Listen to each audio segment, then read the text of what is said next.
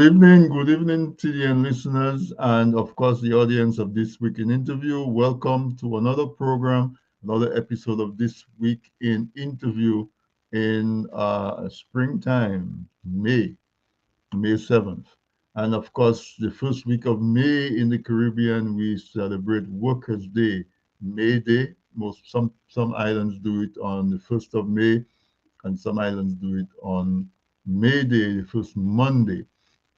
And so, whichever day that you did, I hope you had a great day, a good time off from work. And of course, this week is also Nurses Week. So, all the nurses, I hope you are being appreciated and you feel appreciated. And we want to say thank you for all the work that you've been doing and continue to do. We know it's challenging to be a nurse, and we see all these reports of healthcare facilities cutting staff and conditions really being more challenging. In Dominica, we know that our nurses are under pressure because of the results that difficult to get at the Princess Margaret Hospital. It's called the China Dominica Friendship Hospital. Um, but we thank you also for the work that you do in the challenging circumstances with limited resources and all that. So, folks, welcome back to This Week in Interview. To those who are regularly tuned in on a Wednesday, welcome back. I really appreciate you. And if tonight is the first time that you are with This Week in Interview, welcome as well. I hope you like the program. The program we try to organize in such a way that you don't see or hear what we do anywhere else. Same topics, similar topics, but we try to approach it differently, from a different angle, from a different lens, to bring in experts and persons with experience, with training, and I have conversations with them, and I share those conversations with you. And a lot of times, that's the highlight of my week. That Wednesday night where we spend an hour or so.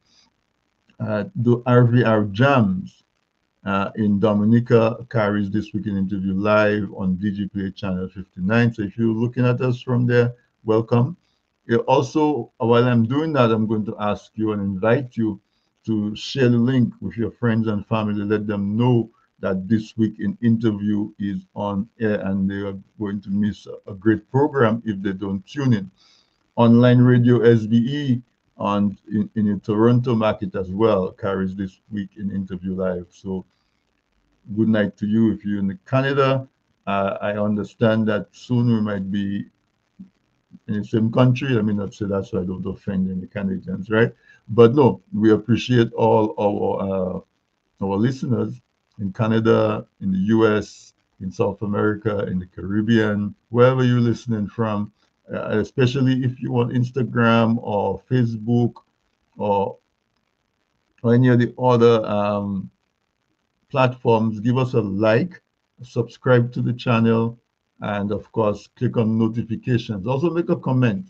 Those of you who normally participate in the chat, we'll incorporate your contributions and chat and put it on for our guests so that they can respond. Speaking of guests, I want to welcome back a part of the TDN family, my brother Alvin Thomas. He is my guest tonight because, as I said at the top of the program, it's May Day, it's Workers' Day, and of course we think of trade unions and trade and organized labor, organized workers. And so Alvin spent a number of years as the general secretary of at the time it was called the Civil Service Association in Dominica. Right now the name has been changed to Public Service Union, but it's still the same, representing workers, particularly workers in the public sector who are employed by government. But even while he was there, he was a stalwart in the trade union movement in Dominica in general, in the region, as a matter of fact, and maybe international as well. So I thought he was the best person to bring on the program tonight to talk about trade unions and trade unionism. What has been the role of trade union? We know trade union has been under attack for decades now. When Ronald Reagan was president, of the United States in the 80s. I remember there was a time when there was a strike by some of the air traffic controllers and some of the folks at the airports, and he had gone on the offensive and fired a bunch of them. And since after that, persons have lost their sort of respect and fear of unions, and they've found ways at whittling little by little the power that unions have and they possess.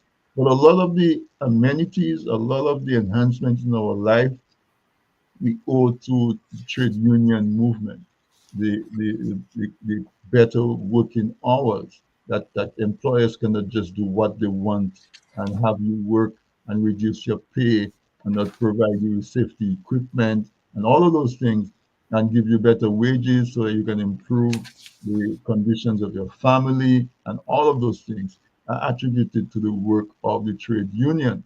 And so I want to welcome Alvin. Alvin, welcome back to this weekend interview. It's always a pleasure to have you on. So welcome.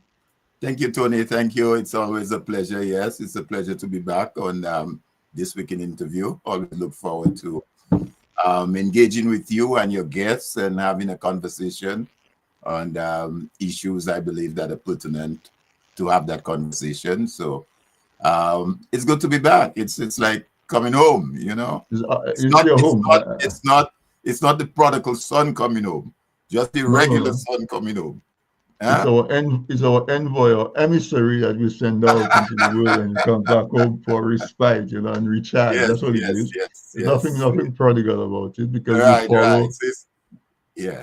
So we it's a follow pleasure to what be you back. do, Yeah. Yes, And we see you engaged. We see you engaged in so many different areas. I yes. just wonder, you know, such a young man, where you get all that energy and knowledge And I mean, and I was saying to someone today, it looked like I'm more involved now that I'm retired. When I say retired, I mean not working for someone else right. than when I had what is called a job, because I mean, my hands are filled, man. You know, but I enjoy it, and you've heard this from me, and you will continue to hear it. You, as a former JC yourself, as a former JC, we've both been president of JCs. I'm a senator now.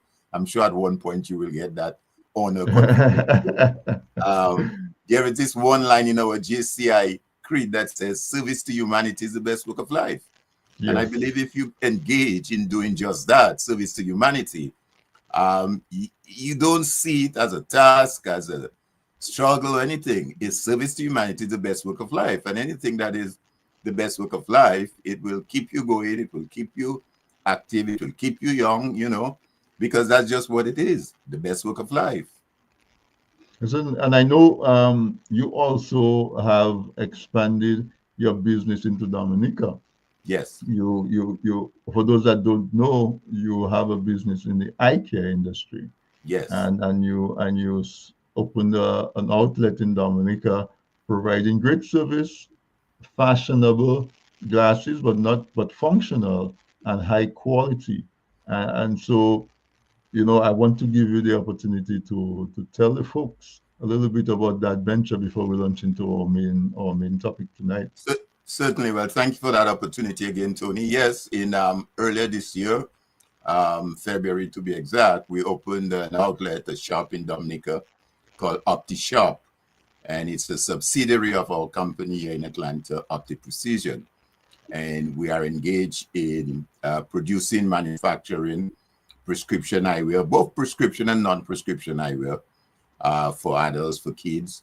Um, we will soon be having contact lens down in Dominica. We do have contact lens up here in the US, in Atlanta, but we'll soon be having that.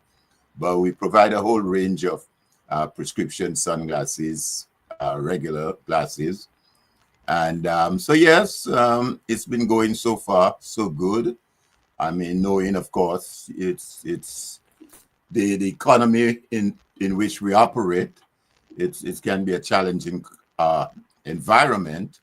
And I guess with all Trump's tariff that coming into play very shortly, we'll see how much that impacts the end product. We still do manufacture the actual eyeglasses up here in North America. It is our hope that as this business expand, because it's the intention to have it grow not just in Dominica but throughout, at least to start in the sub-region, the OECS, and branch out to the wider Caribbean, that I'll be able to have a manufacturing lab set up in the region. That way, all the manufacturing and everything will be done right down in the region. But it's going, and we have been able to partner with various organizations on the country. One of the things that we plan on doing extensively, well, two areas actually. Customer service has to be critical, and I'm fortunate to say that so far I've been getting good reviews, good report. Employees, customers who go into business report back to me that they are wow by the customer service that they receive. So I'm very pleased about that. And also we plan to get into some philanthropy, meaning that we'll work with various underserved, underprivileged areas in the country that may or may not be able to acquire prescription glasses, where we can partner with them and provide that. My two sons, and the youngest, Kenan, is one of those social media guru. So we do have he's into that. That's his area as far as the operation of the business. He does a lot of that. So we're on Instagram, we're on Facebook. If you go in there, OptiShop at handle Instagram, Facebook, website, you name it. And then we have also partnered with a couple how should I say it? Entertainers, if that's one of the better words. So persons like Shelly with Signal Band is an ambassador for the brand. And they recently crowned Miss OECS, Miss Dominica, Miss OECS is also an ambassador for the brand. So we're doing all, all that various marketing initiatives.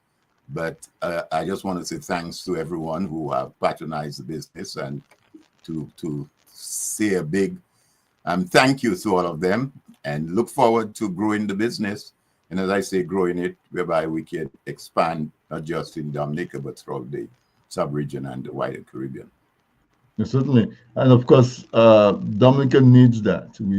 Our people need high quality eye care at affordable prices, fashionable as well, because we see, we are when we see videos from Dominica, Dominica is not lagging behind in terms of fashion and so on. Certainly not. Certainly not. And so OptiShop and its product fits right in. Yeah. I can tell you, I had a personal experience while I was in Dominica in February. I actually went into the shop, and there's some lovely young ladies in there, very welcoming, very warm, and they make you feel right at home. And the products on display, well displayed. So, folks, if you haven't gone in, just go in. You don't have to need a glasses or sunglasses. Just go in and experience OptiShop. It's right on King George V Street, right on the corner of King George V Street and Great George Anyone Street. who knows Simsies is a good landmark. Yeah. It's just two buildings down from Simsies. Same side with Simsies. Yeah. Yeah, it's right there, right on the intersection where Great George Street dead ends into King George V Street.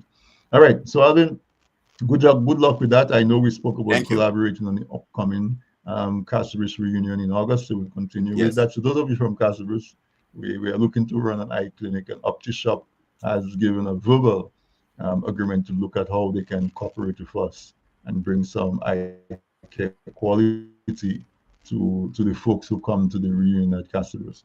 So let's launch into our topic for tonight, Alvin. When I got to know you, you were the General Secretary at the CSA, and I know your passion for labor.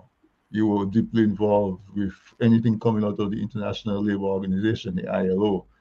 You were involved in labor movement in the Caribbean, in the OECS, and of course, you were pretty much on the leadership platform in terms of trade unionism in Dominica. So you are the ideal person. There's a lot of people who maybe are 25, 30 years old, who would have missed the heyday of the trade union movement in every part of the world. And so I want to start by having you give just a very general explanation of why was it necessary in the first place to have trade unions and organized workers, and having recognized that, what kind of role, what impact has it had on the life of not only the workers but their families and the communities in general? All right, Tony. Thank you very much again for the opportunity to be your guest and to discuss to have this conversation on a topic that is very dear to my heart. Um, First of all, let me say to all those listening, all the workers throughout Dominica, wherever you are, the region, across the globe, who have just celebrated Workers' Day, Labor's Day, whatever you want to call it. Happy Labor's Day to you. Happy Workers' Day. Mhm. One of the things I will say from the onset is that there is this myth that the trade unions have outlived their usefulness, or trade unions no longer necessary, or trade unions will go.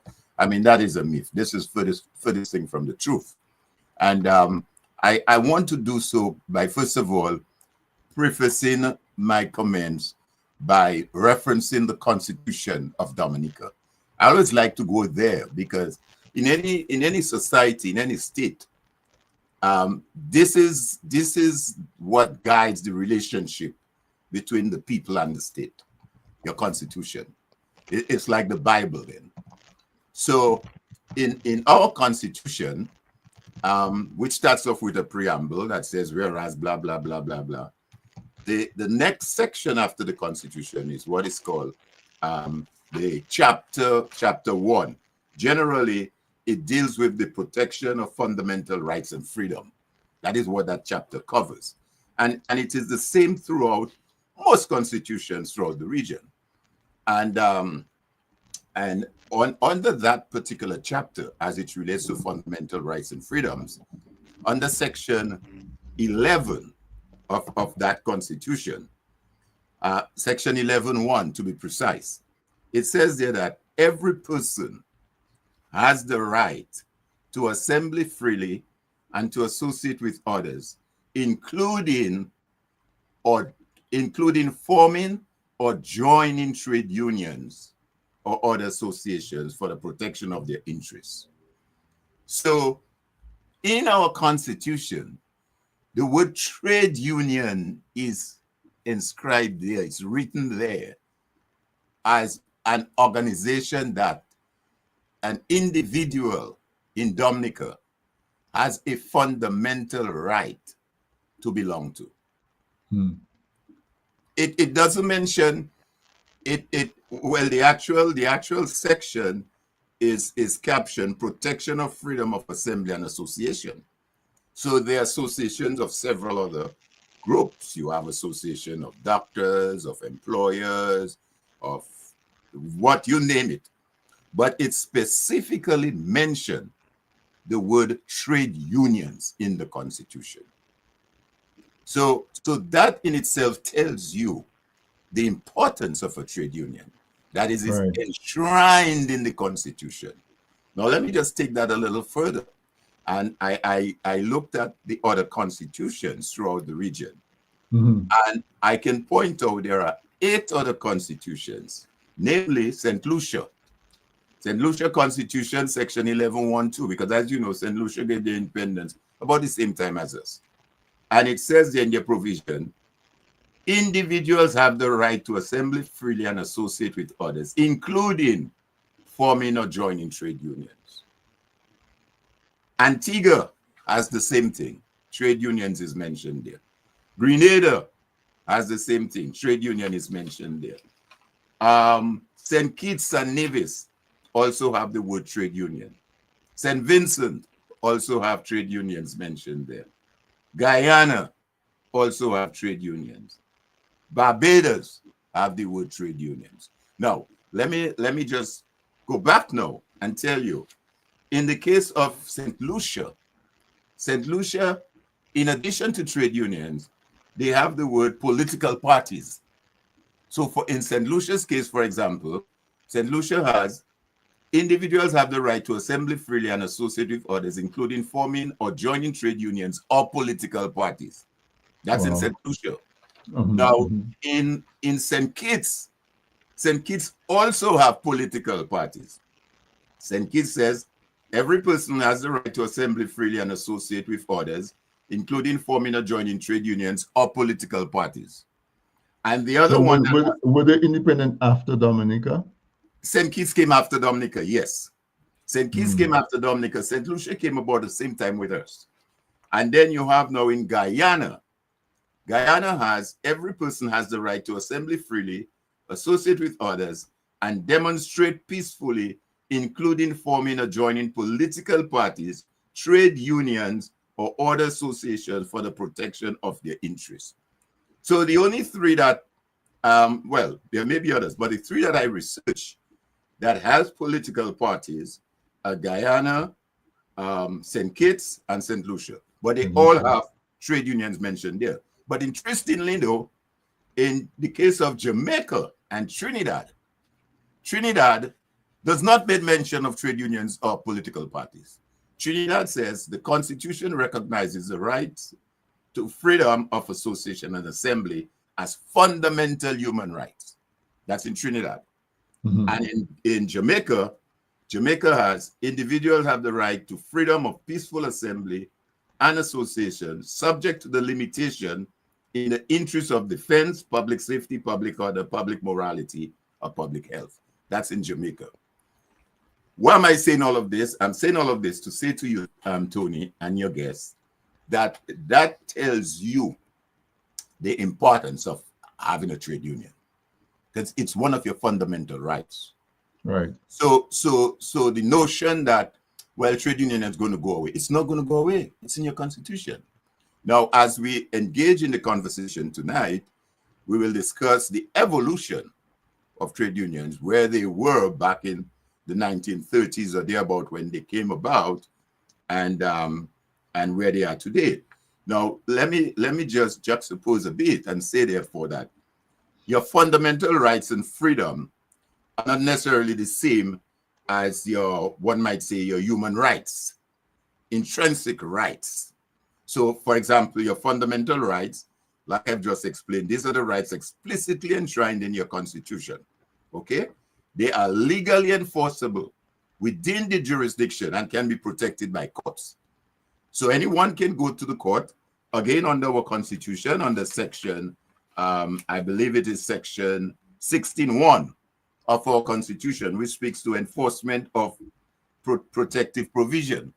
So under section 16.1 of our constitution, if any one of those fundamental rights are violated, you could seek redress under section 16.1, 2, and whatever of the constitution. Now, human rights, in terms of the definition now, would more appropriately refer to your universal right, inherent, as it says, to the human regardless of nationality.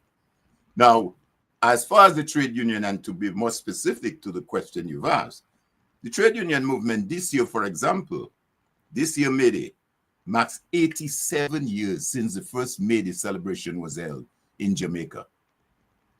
87 years. So clearly, that predates any political parties in the region. And I always have to say that. It predates political party, it predates CARICOM, it predates most of those institutions that you're aware of. Even the United Nations, in its current structure as it was formed back in the 1940-something, the trade unions were there well before that, starting off in the early, what one would consider the colonial period, pretty much right after the abolition of slavery. And then, of course, if I may go back a little to the reference to the Constitution and the fundamental rights, the reference is made to enforceability, meaning that your right to form a trade union as enshrined in the Constitution is enforceable in the court of law. And therein, therefore, in the case of Dominica, you have several pieces of legislations that have been enacted over the years, which is coming out, as one might say, out of the Constitution. So you have, for example, the Industrial Relations Act of 1986, Chapter 8901, that deals with the recognition of the trade unions, the collective bargaining, industrial agreements, dispute resolution, unfair practices, essential services. All that is encapsulated in this Industrial Relations Act of 1986. And then, of course, you have Labor Standard Act. These were passed way back in the 70s. I think the original act was of 1977, which has had subsequent amendments throughout. Then you have the Labor Contract Act, another piece of legislation in 1983. And you have the Labor Protection Act, again in 1977. Then you have the Trade Union and Trade Dispute Act, Chapter 8903 of the Revised Laws of Dominica. So that is to show you the evolution of the movement over the years, and all of that was as a result of the early efforts of many persons, many individuals. In the case of Dominica, you had persons like Isilo Black, who was a champion in the early 30s when was advocating on behalf of the working people. He was just an ordinary mason, young man from Grand Bay, and didn't like the way workers were being treated. Bear in mind, I said that came out of the early 30s thereabout, where we had a lot of manual workers. You had farms, either lime farms, citrus farms, you name it. And then as it's evolved, we evolved to a little more industrialized era. The union, came on board. The CSA, for example, the CSA as an organization, it was not a trade union then. It was just an organization, what is called a staff association, because at the time, the workers, the civil servant workers, primarily, felt that there was a need for them to collectively come together. And they formed what is called the Civil Service Association, not as a trade union, just as an association. And that was way back in 1939. It wasn't until somewhere around 1968, thereabout, the latter part of the 60s, that they officially registered as a trade union. And like you rightly pointed out, it is now referred to as the Dominica Public Service Union. So that kind of give you. Then you had, for example, in Jamaica, you had several of the countries. You had Bustamante in Jamaica, Alexander Bustamante, and we've, those of us who have read or did some history recognize he was one of the lead players back then in Jamaica. You had Uriah Butler in Trinidad as another player. You had in Barbados, you had Grantley Adams, and some of those names you might hear are kind of familiar of persons who eventually progressed into politics, which is an area we will have a little discussion on. We'll definitely have a discussion on that. All right. Then you had let go ahead. No, go ahead. Look, you can finish that point. I was just about to say that you had throughout the region, Grenada, Dominica, those areas I mentioned. But I think the surgeons or the impetus in what maybe came about the 30s, as you may have might be aware of, was what was called following out what was called the Moyne Commission. Because again, like I said, most of the islands coming out of slavery were plantation type work. In Trinidad case, for example, Guyana, you had oil. But throughout the rest, Jamaica, St. Kitts was sugar cane. You had those workers there, and conditions were horrible. And those folks decided, no, we can't have that. And part of that too came out from England, because back then in England, you had the British labor organization being formed. And that too was an impetus for folks in those colonies to form themselves. So what happened then was you had this series of uprising taking place. It started somewhere in Jamaica, the Trinidad, spread throughout the islands like wildfire. Like they say, la bab kamawadu puidife uzesa, otherwise the fire is going to spread, and that's exactly what happened. And so the British government now sent a commission out to say, well, hey, let's go down there and see what's going on in those colonies to squall this unrest. And one of the things coming out, one of the recommendations, was that there should be trade unions.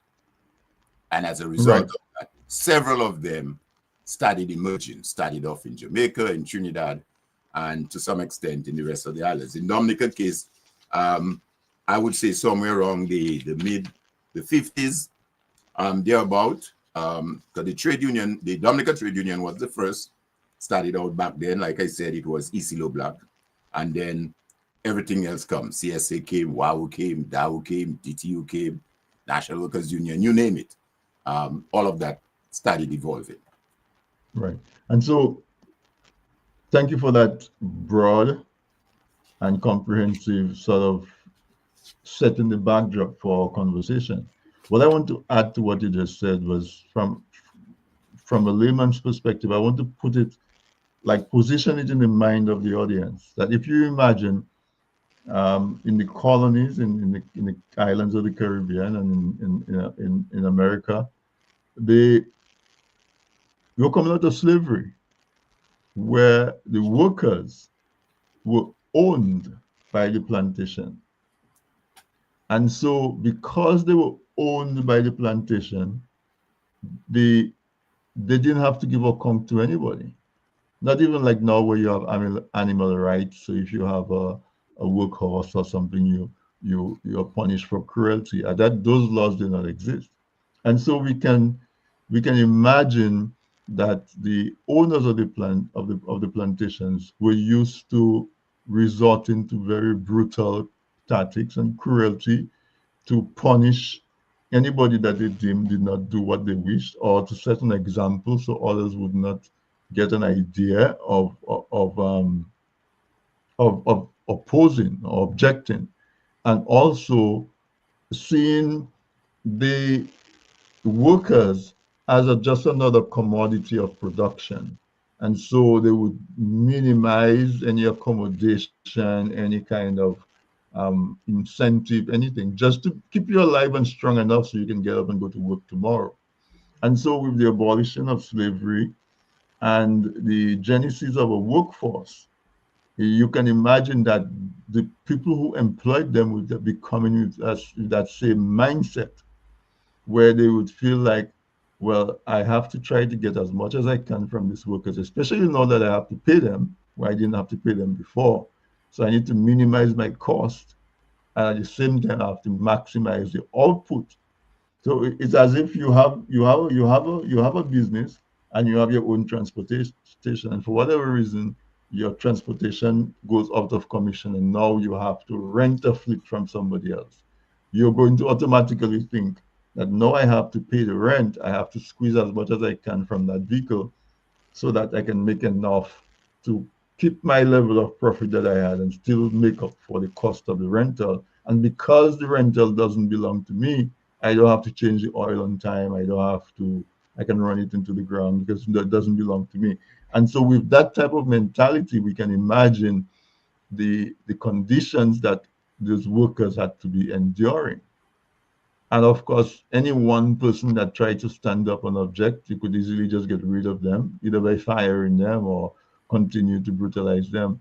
And so the concept of the union, of the organized, like to call it organized labor, is where a team says, if one of us stands up, that one person can get victimized and done away with.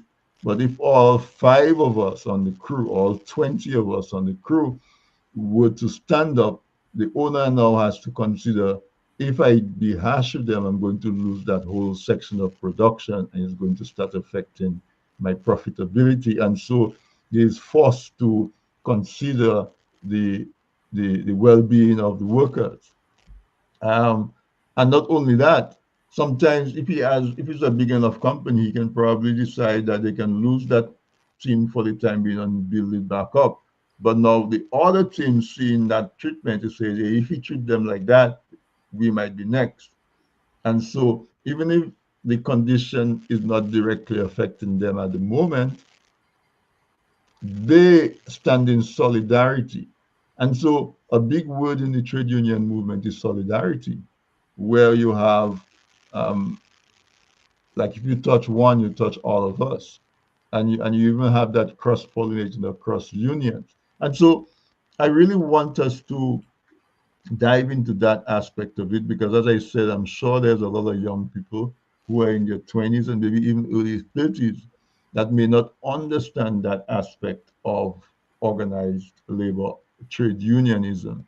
And especially like I work in construction in the US, uh, when folks hear union, they always think that is going to cost more. Because where you can get a carpenter and just pay him a straight $40 an hour, if he belongs to the union, you have to pay him $40 an hour, plus you have to pay union benefits because union. And so they see it as and so the everybody thinks that things are more expensive because unions cost so much. And that is that has been a narrative in the media for the last several years, where folks, a lot of people see unions as a negative. They associate unions with high cost rather than seeing unions as being the firewall, so to speak, between the greed, but maybe not greed, but the motivation of an owner, an employer to maximize his profit versus giving back, taking a little bit of that profit to ensure the well-being of the people who are producing that profit. And so I have to take a break because we are at the bottom of the hour. But it's amazing how time runs, yes. Time flies. When I come back, I will, in addition to your presentation that you have, I want us to really, get into that so that the folks can understand the importance of unions in the whole quality of life and standard of living that we have now, that we are taking for granted so much that it seems like we're willing to give it away.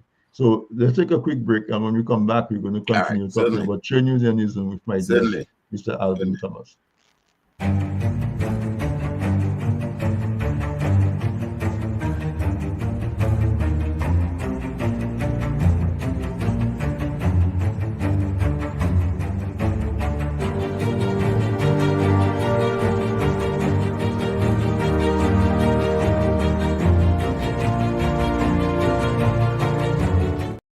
Presented by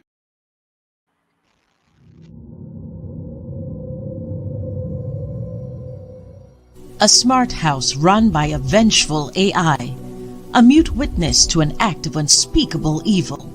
A breadfruit thief is haunted. A young man unwittingly creates a god. Giant crapos terrorize a community. A witch seeks revenge on her neighbors, and much more. The Piton Noir Writing Collective is thrilled to announce the release of the third book in their acclaimed anthology series, The Flying Crapo. Flying Crapo, Heroes and Monsters.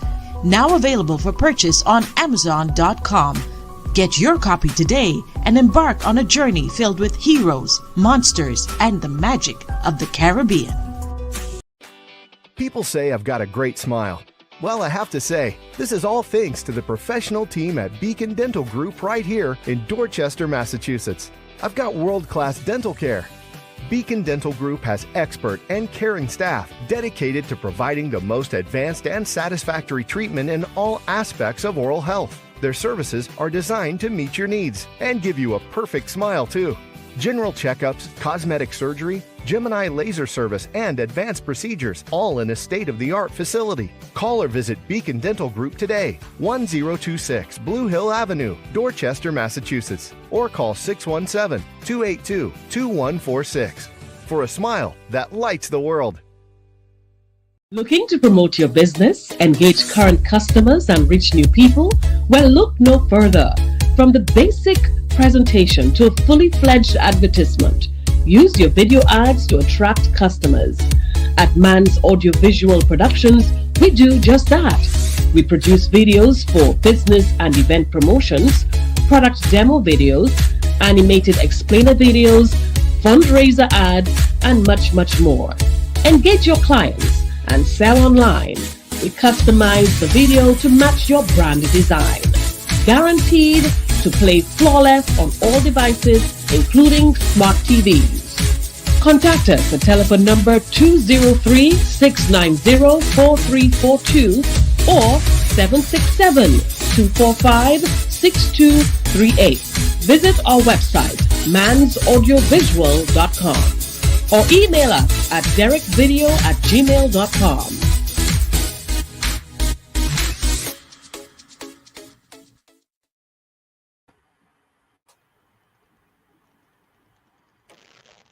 Are we back? Yeah.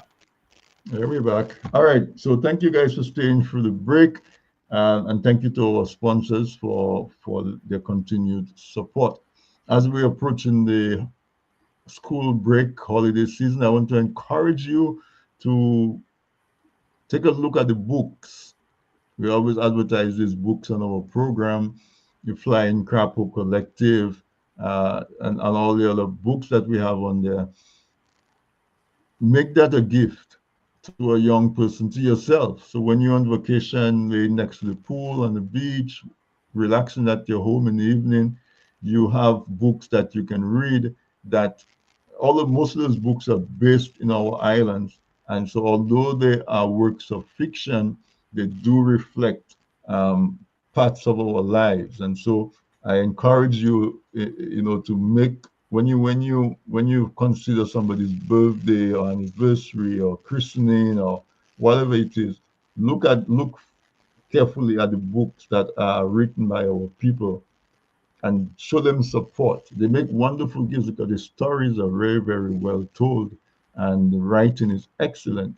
And so they make good gifts. Just put them in your consideration for your gifts. Also, Man's Audiovisual, you see the flyers that we make. All our graphic work on This Week in Interview is done by Man's Audiovisual. Check them out. They do flyers, they do video productions, they do all the works. They can carry your events live, weddings, funerals, parties, whatever it is that you want. Check out Man's Audiovisual for those services. So tonight, my guest is Mr. Alvin Thomas. I'm going to call him a trade unionist, although he hasn't, been at the helm or actively involved in a trade union for a while. But he has established himself as a staple in the organized labor trade union scene in Dominica and in the Caribbean. And this week being the Workers' Week, this week being Workers' Week, I invited him on so that he could talk to us about trade unionism, because trade union is it a dying phenomena? Do we even recognize the value of having organized labor? And Alvin went through in the first part and spoke about how it is so important that it is actually written into our constitution. And so, do we really understand it? Do we appreciate it the way we should? And are we at risk of losing the benefits of trade unions? I mean, what is your sense as you look? Yeah. And we can talk both about the US as well as in Dominica. Yeah. I wouldn't say we'd lose it. I think what the trade union movement is more challenged now in terms of how it comes across to the workers. I mean, whereas in the 30s and 40s, 50s, whatever, as we said, the nature of the work was such that you had to add a particular appeal to the worker to have him or her join the union. Now it's a slightly different approach. By that I mean, for example, you have folks now, a lot of folks who work from home. People work remotely from home. That's a new type of work environment that exists. But that is not to say that those persons who work from home should not and cannot form themselves in a trade union movement. You had recently, right here in the US, a number of the folks in the Actors Guild, who were on strike for many, many months because they were not happy with the conditions that they were getting, both in terms of remuneration and conditions. Right in the US, the Actors Guild, you had actors, producers, writers, you name it. They were out there striking. Now, I will say, though, based on your observation and the comments that you made, that although back then in the 30s, we had more manual type workers against what we have now, at the end of the day, the employer has one objective, right? To provide a service and to maximize and make much out of that service that company provides, or a product. That's the intention. And usually, depending on the size of the organization, the biggest outlay there is that payment to the workers, the wage bill, the payroll. You see. Now, also, I think what has happened over the years and what we have to change as well, as particularly as it relates to young people, is one, to educate them in terms of what is it they're benefiting from today, or how did it got there. And secondly, I think we have to get away from this sort of, how should I use the term? It's not a fight between unions and workers. And I think to the employer, the employees need to see, the employers, need to see that in their best interest. If you run a company, Tony, and you have a staff of 100 or even less than that, 200 folks, you have people in production, you have people in creative, you have in various areas of the company. Don't you think it's better that you deal with one spokesperson on behalf of the 100 or 200 employees than each employee coming to you to discuss a certain aspect of their job? Either their wages, either their hours, or whatever the case might be. That's not going to be cost effective for you either.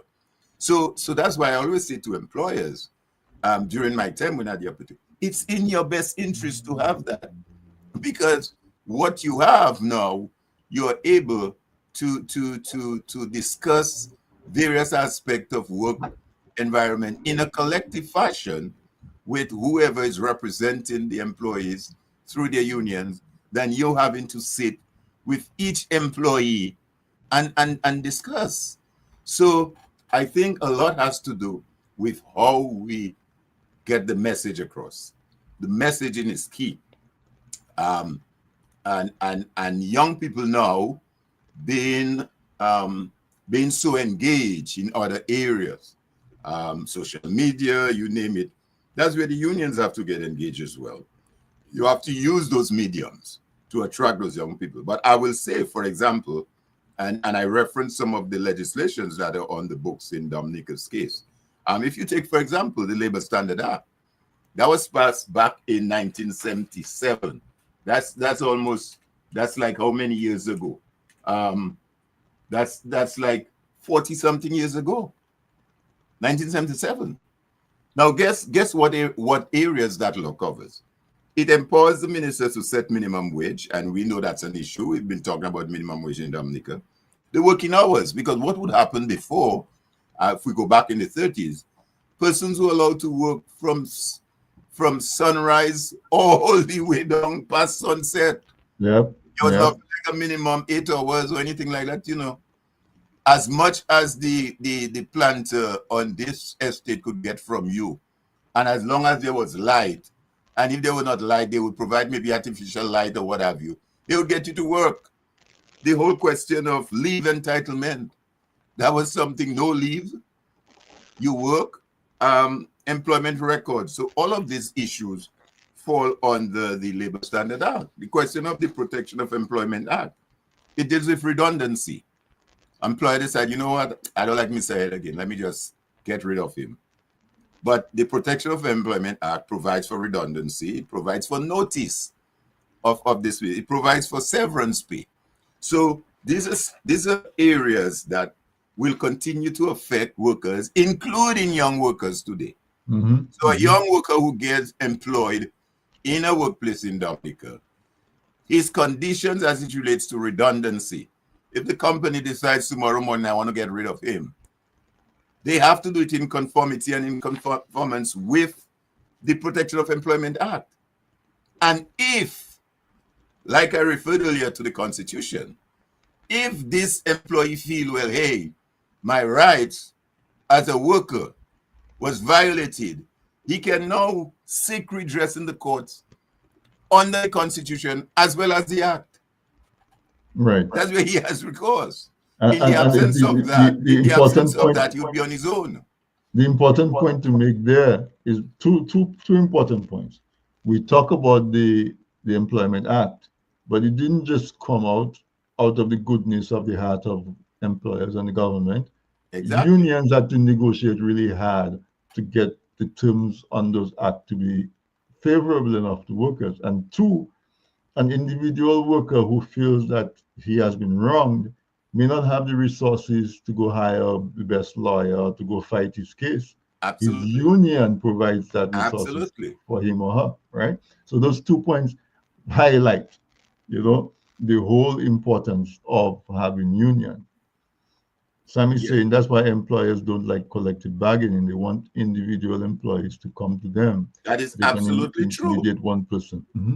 That is absolutely true. That is absolutely true. So like I said, the employer would have a hold on intimidating this one employee in their office as against trying to intimidate the group, the collective. But like you just said, Tony, there are those benefits that were obtained years ago that are still there. These laws are not going anywhere, I don't see any government coming and repealing these laws. What they will do, they'll try to improve on them. And that is where now the unions have to constantly advocate. And I know time is coming up just now. It's amazing. It's how the time flies away.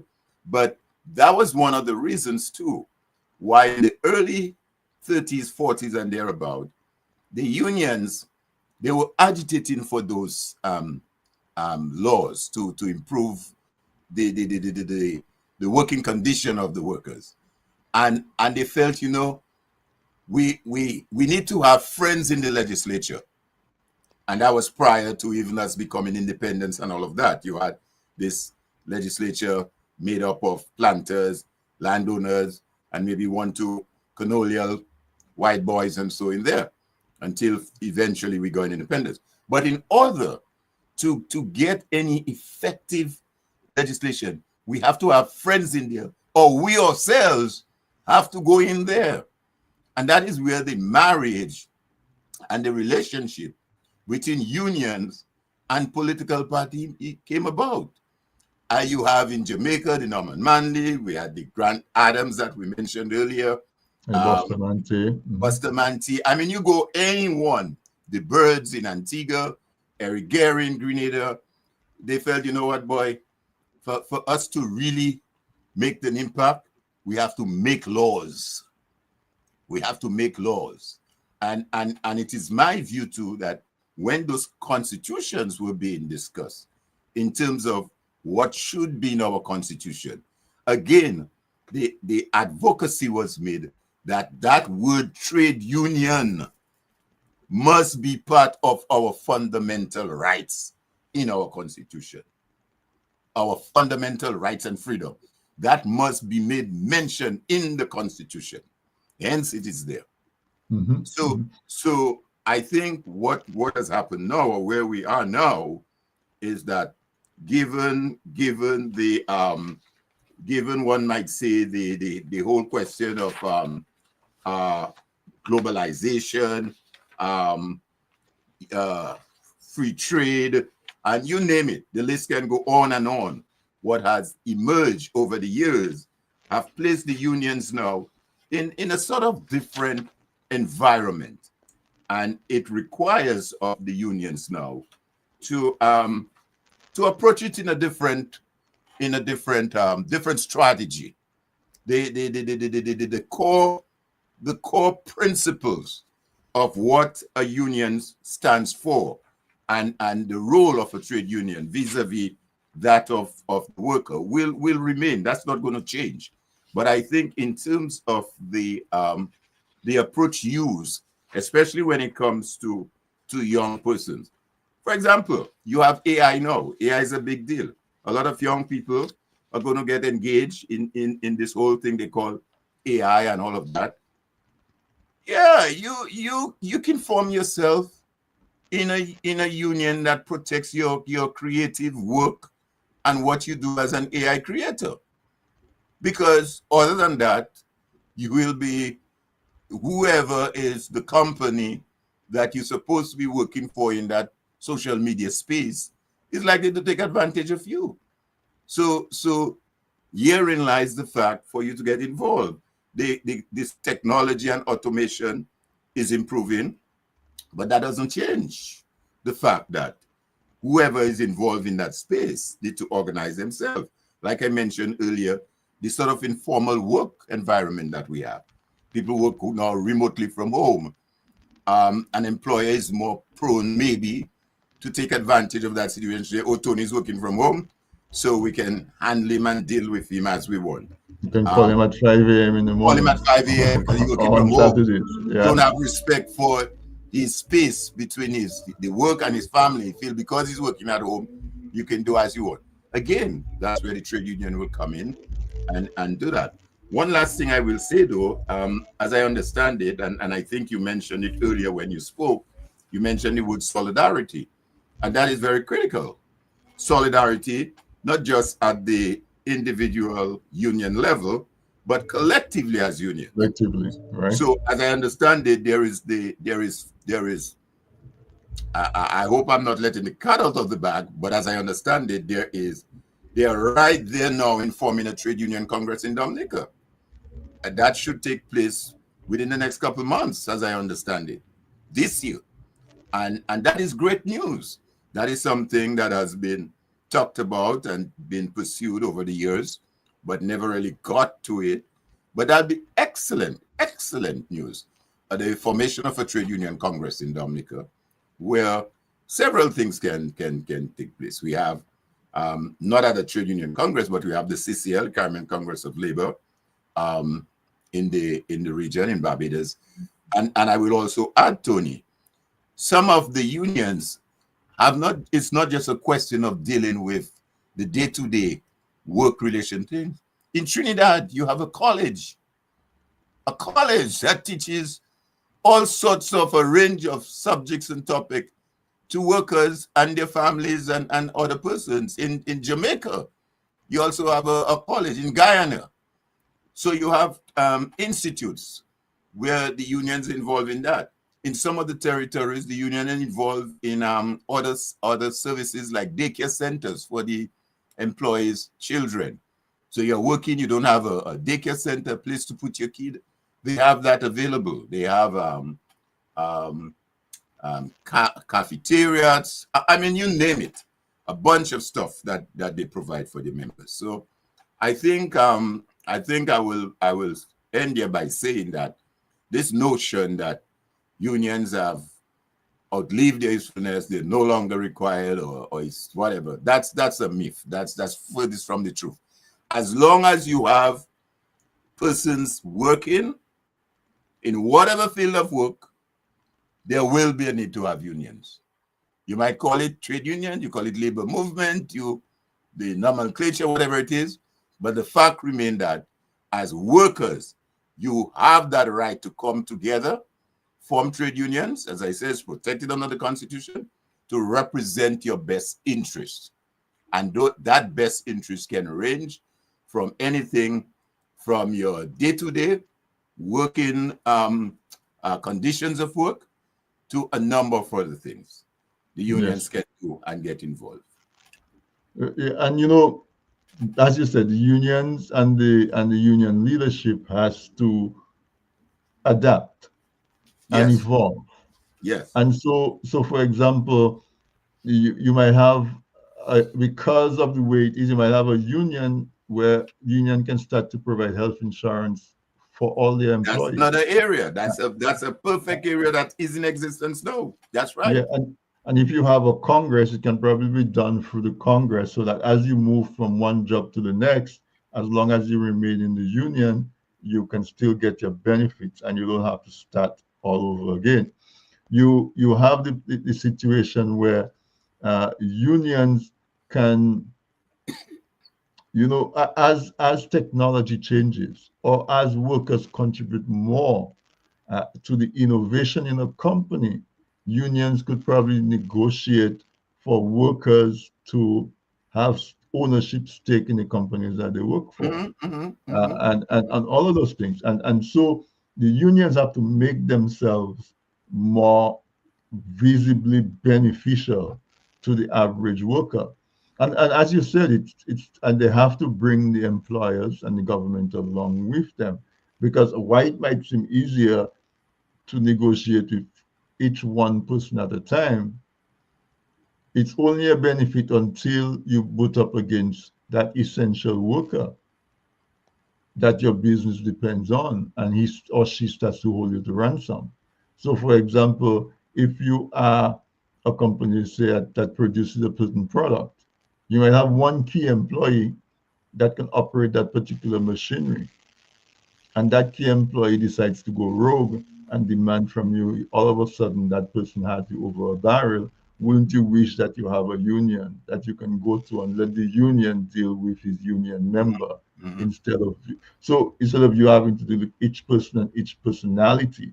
And so the union has to really position themselves as that buffer, in both directions, and not make it so contentious that the employer simply sees you in an antagonistic way. You mentioned the almost inevitable transition from trade unionism into politics, and I think that was very beneficial because we had folks going into politics who understood, who experienced it, and therefore could pass worker-friendly legislature.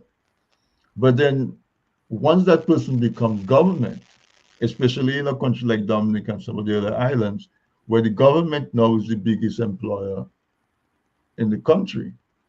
So that person who used to be the chairman or the president or the general secretary of the union is now on the government side, and he's the employer, or she is the employer. And that now puts, if that person now, if their priorities shift, you now have that conflict where that person seems to be a traitor or betrayer of the union cause.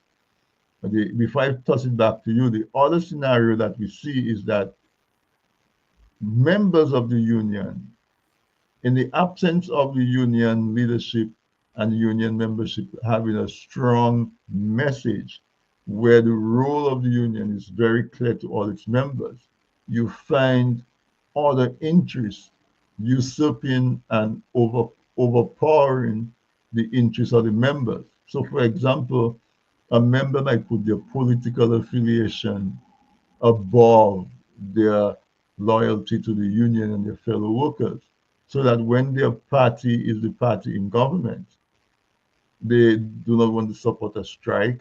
They do not want to support hard negotiations, and so on and so forth. And so those are the challenges that a modern trade union face, that the leaders have to find a way to tap dance and to I mean, those areas are real life areas that you've just outlined. I mean, I won't sit here and pretend that they're not. But at the end of the day, as we always say to folks, you can talk as much as you want about policies, whether it's at the private sector level or governmental level, until some of those policies, especially when we're talking about the broad policies, we need a union is always here, but what about the effect? When you talk about the broad policies, okay, unless those are effective into law, it means nothing, Tony. Right. In our same JCI creed again, there is a tenet that says government must be of laws rather than of men. Right. And that simply means that's how a society operates. You have a constitution and you have a set of laws that guides how we relate with each other. Okay? Now, if, and like I said, in the early part when that transition took place, it was felt that if we have friends in the legislation, friends of labor, or persons who understand labor, then that's how we're going to get the Employment Protection Act passed. We're going to get the Labor Contract Act passed. We're going to have the Labor Standard Act passed. And all of those acts that I just mentioned there were passed. Now, yes, you do have the one or two that will go rogue. And that is where the union now must not let down its guard on its advocacy and call it out when you have to call it out. Call it out when you have to call it out. And it goes back again where the union itself can get involved in the whole political process. So if there's a particular chap who happens to have been on our side, we put him there in the parliament and hoping, we're not saying you go there and everything you're going to do is just for us. But say, for example, there's a bill to amend the Labor Standard Act to provide for the minimum wage from $10 to $12 or $13, and you decide otherwise and put yourself interest in there. It means the union has a responsibility to campaign and canvass as much as possible so you don't get elected again. Right. And get you out. And that is why I am of the view, I hold the firm view, that unions should not divorce itself from politics. Should not divorce itself from politics.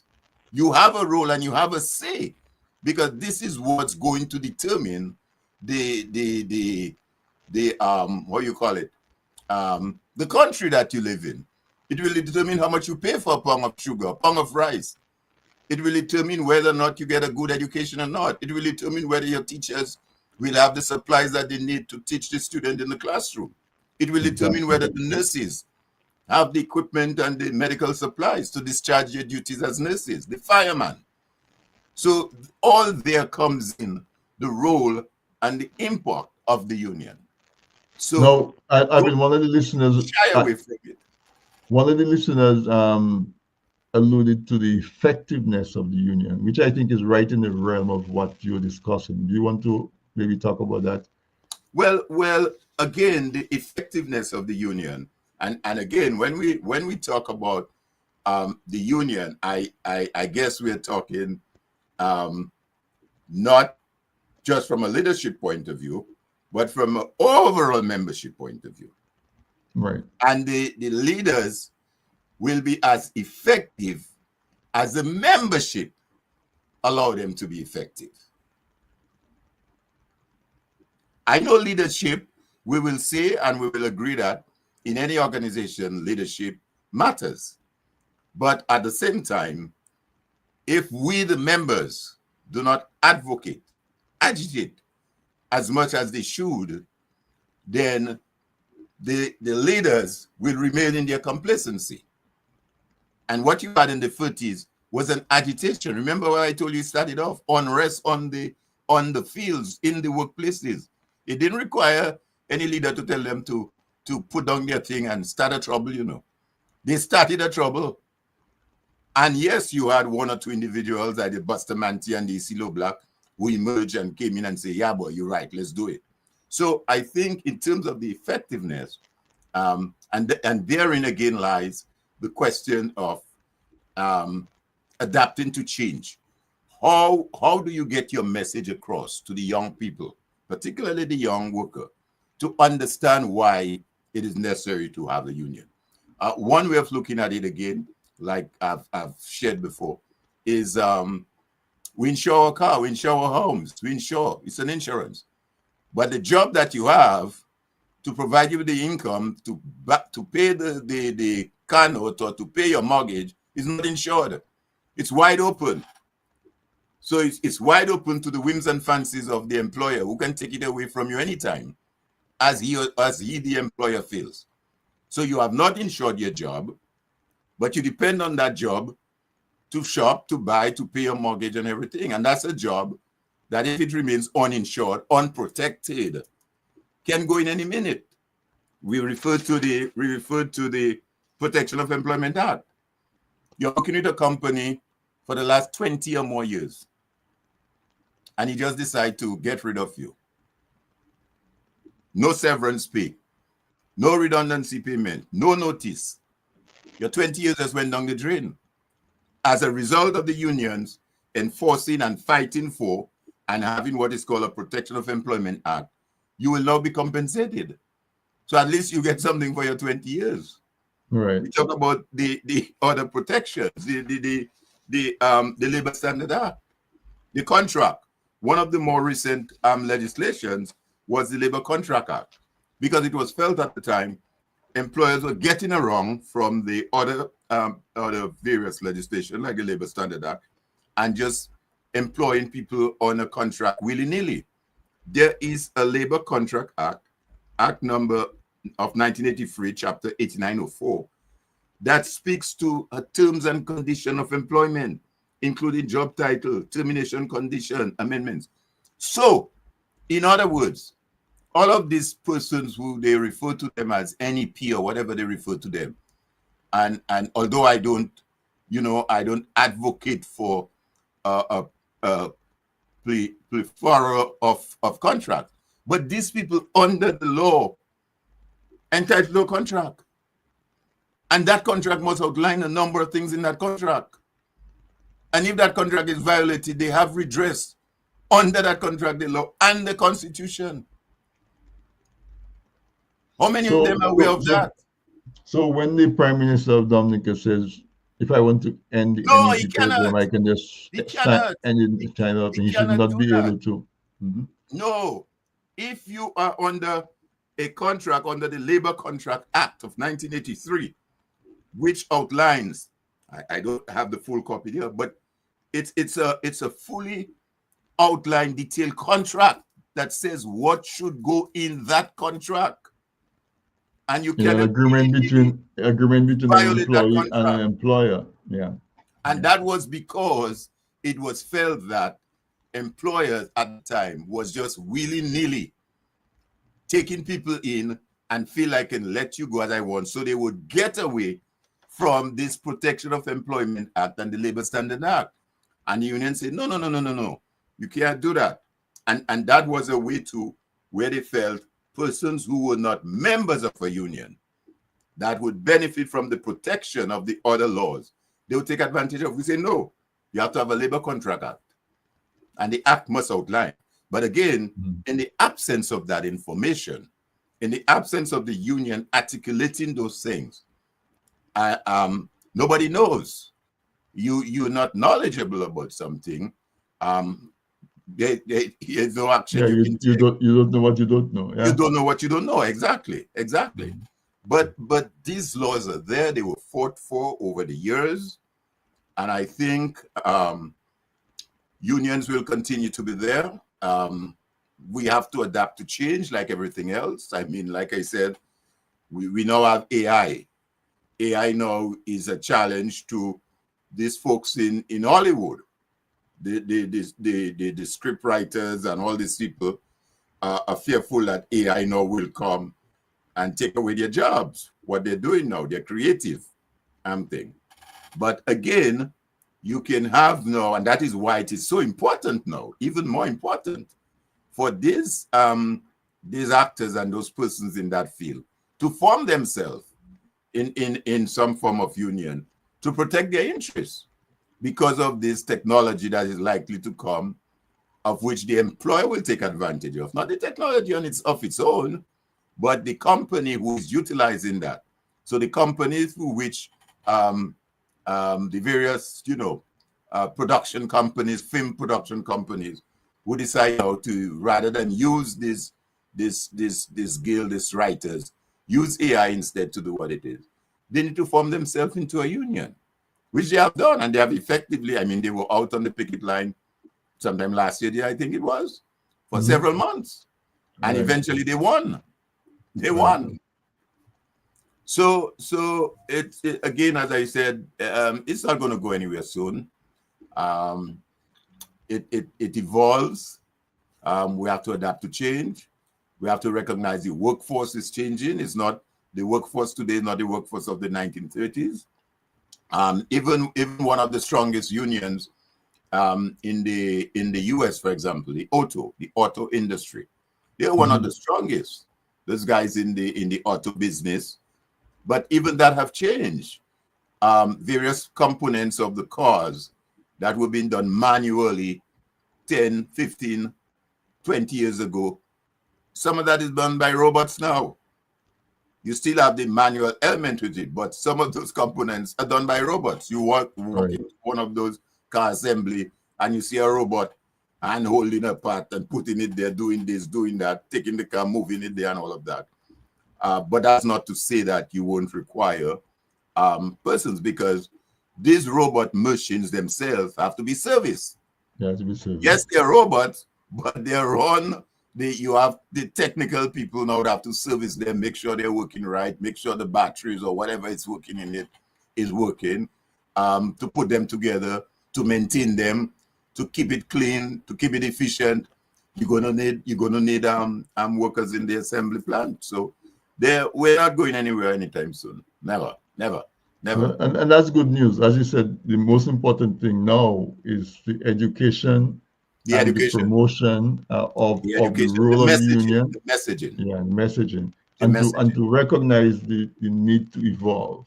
What was effective? People keep saying, well, in the 70s, we had this strong movement, and now, but the environment has changed, and so the union has to be able to adapt. Yeah, the message has to change. Yeah, absolutely. The message and it's the same. It's the same, Tony. I know we are focusing on the unions, but it's the same in politics. You hear the same thing being said today. Oh, young people are not engaged in politics and whatever. Again, some of the political parties have not learned that we are in a different space now.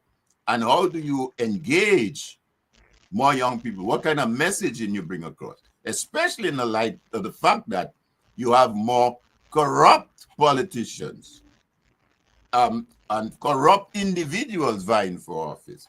Those are not the days when you had the people like the Eric Williams and those, people of a certain repute that know why they went into government and the politics of people. So the messaging has to change. Those of us who still want to maintain that democracy and all of that has to recognize that we are in a complete different landscape right now. And the approach that was used in the 60s or the 70s or the 80s cannot be the same approach. It has to change. Back then when I was General Secretary, we didn't have Facebook and Twitter and Instagram and all that stuff, So I remember night upon night, we had an old guest in a machine to do the newsletter constantly, full typewriter. You could hear it from a mile down the road, typing pladak. That was the stuff that I used during my time, doing flyers and all that kind of stuff. Now, you in a minute you could do a flyer, and in a minute you could spread information on a piece of a phone in your hand. And everybody has a receiver, to 200,000 people in Dominica and out of Dominica, So it's a different environment, and the unions have to find a way to engage and capitalize on that new environment. All right. Alvin, we've gone past our hours now because there's so much information. It's really rich and it's really relevant. So I want to thank you for coming on. I give you opportunity to make some closing remarks. And to really say that this is a conversation, this type of conversation needs to happen more.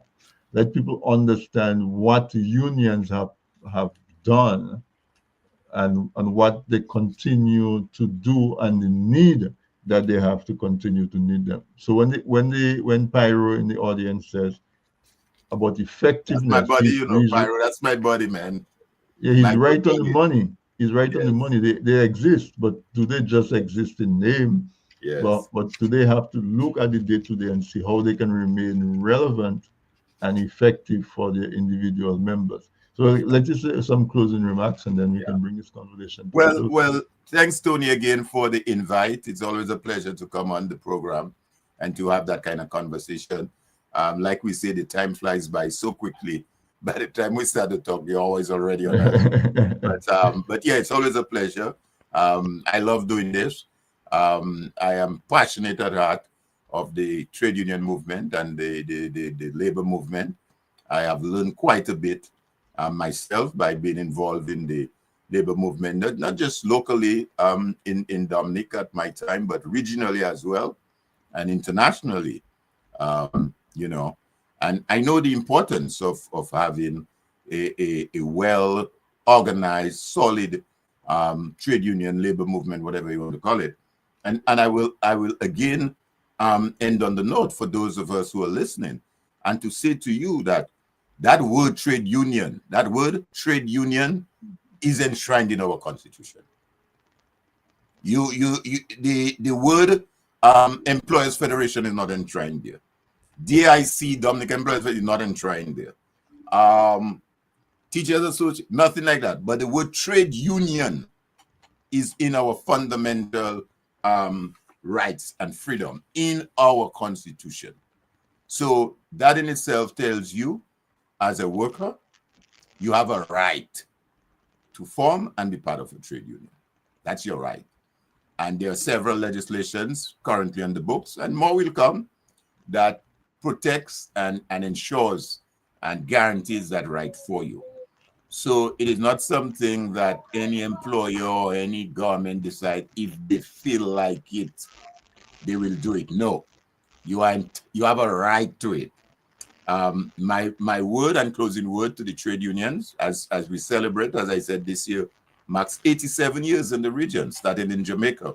And by the way, in Trinidad, the oil field is a powerful union, still very powerful in Trinidad to a certain extent. They celebrate theirs I think they celebrate theirs sometime in June 1940, about, if I'm not mistaken. But the unions themselves, I think, need to recognize where we are currently compared to where they started off back in the 30s, and to take advantage of that. I'm gratified by the fact that, like I told you, there is foot ahead now to form a trade union congress in Dominica. I think that speaks volume. It means that we have come a long way. And I'm sure out of that trade union congress, they'll be able to come together, those who are going to form that congress, and be able to advocate in a much more effective and organized way on behalf of working people in Dominica. And that's across the board. Across the board. There will always be workers in whatever shape or form, in whatever industry, private sector, public sector, quasi-government structure, you name it, there will be workers.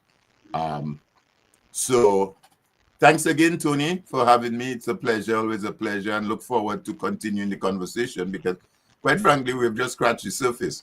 One aspect of it, which we may at some point want to explore in a little more detail, is the relationship between trade unions and politics. Yeah, what that relationship looks like, because some people have their views about it. Trade unions should not get involved in politics. The two should remain separate apart. We can have a dialogue on that, a conversation, and look at what are the merits of it and what are the downsides. And if at all a trade union is engaged in the question of politics, what are some of, what are the do's and don'ts, put it this way then. But yeah, how can you put up fencing? Guardrails. Yeah. Okay, so Alvin, thank you so much, as I said, for coming on. You're always welcome. We see you as an emissary of TDN, of This Week in Interview. You go out and you contribute so much, and you're super busy. So I'm always grateful when I call on you and you're willing to come.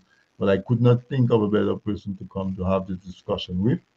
And you did not disappoint. As always, exceed expectation, come prepared with your dates and your background. And so we are amazed and we thank you for what you continue to do. And we look forward to the next time that you are going to be here.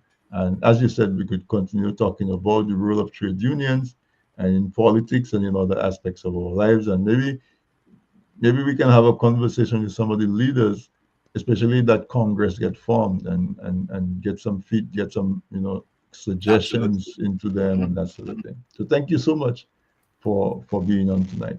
A pleasure. Thank you, man. Thanks. Pleasure. Yeah.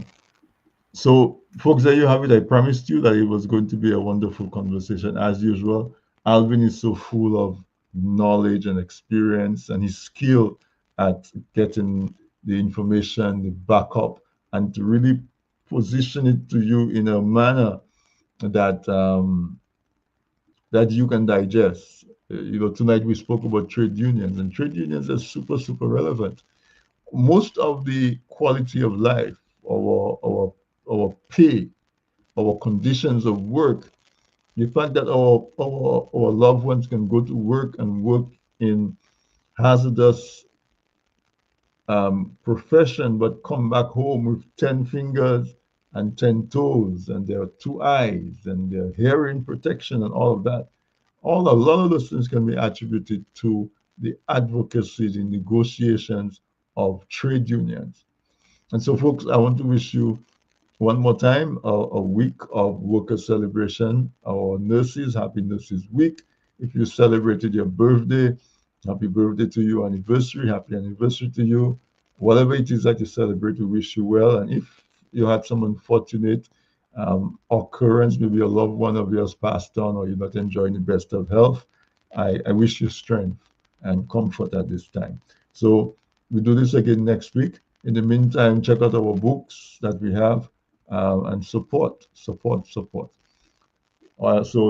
all of us in solidarity, and in solidarity with unions, in solidarity with workers, out in a quest for better employment opportunity. I want to say good night and see you next week.